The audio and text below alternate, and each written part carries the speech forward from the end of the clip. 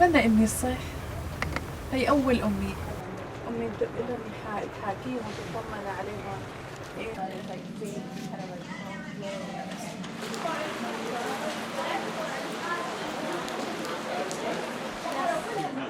This is actually totally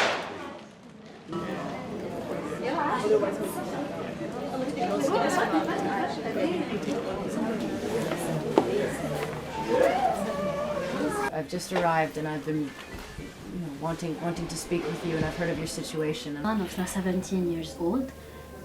Now he's working. If there was peace tomorrow in Syria, would they go home? واحد بيرتاح غير بلده؟ البلد. Do you feel comfortable outside your country? She's asking. لأن هون عندنا كثير مرض عم بصير حالة الربو. Hopefully, inshallah, there is a return home to Syria, and people strong minds need to return home to be able to rebuild the future. Thank you so much. So nice to see you. Thank you. شكرا. لازم تكونوا شاطرين عبادكم إن شاء الله في. يلا إن شاء الله خير إن شاء الله. بعد إذنك بدي أشوفها. And what does she remember Syria? قليل يعني تذكر الزاهرة وسوريا كله قليل ما A little bit. I don't think I've ever met a family that seems more loving and more united. yeah, the best tea. هاي الضحكة هاي بتخلينا ننبسط نحن. الضحكة هاي شايفة؟ Her smile, her جمال, her خلود smile is everything. أهلا وسهلا. أهلا وسهلا. We should never forget that for all the focus on the refugee situation in Europe at this time, the greatest pressure is still being felt in the Middle East and North Africa, as it has for each of the last 5 years. There are 4.8 million Syrian refugees in this region and 6.5 million displaced inside Syria.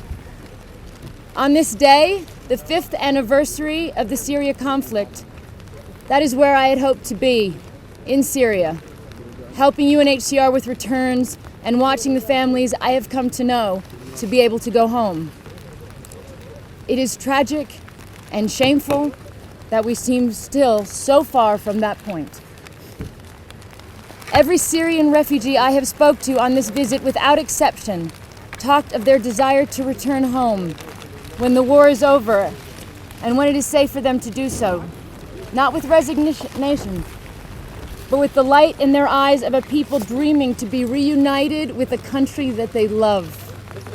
The number of refugees is now higher than the last time we had a world war. We are at an exceptionally difficult moment internationally, when the consequences of the refugee crisis seems to be outstripping our will and capacity and even our courage to respond to it. So my plea today is that we need governments around the world to show leadership, to analyze the situation, to understand exactly what their countries can do, how many refugees they can assist, and how, in which particular communities, and to what time frame, to explain this to their citizens and address their fears based on not emotion, but on a measured assessment of what can and must be done to share the responsibility and to get on top of this situation.